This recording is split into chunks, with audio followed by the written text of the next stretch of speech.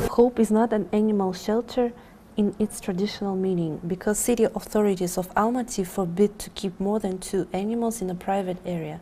Living plots like this get and take care of animals at interim and try to find masters for them as soon as it's possible.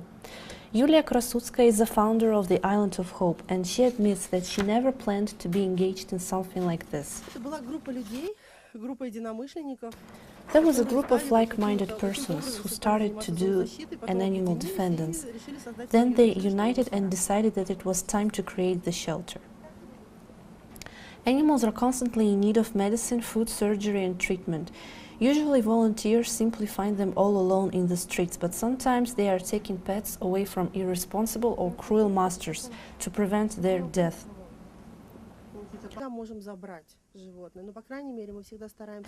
We can't always take an animal away, but we always try to find a new owner, because if the animal is not needed, we try not to leave it on the street.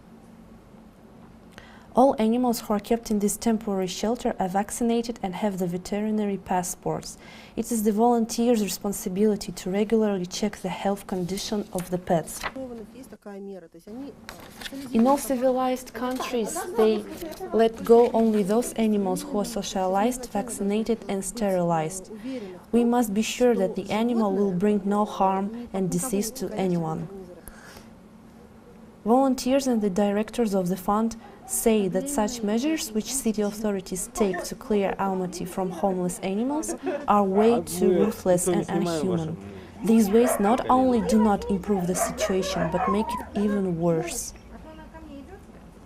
Trapping of animals usually catches only socialized ones. Wild and aggressive dogs learned to survive.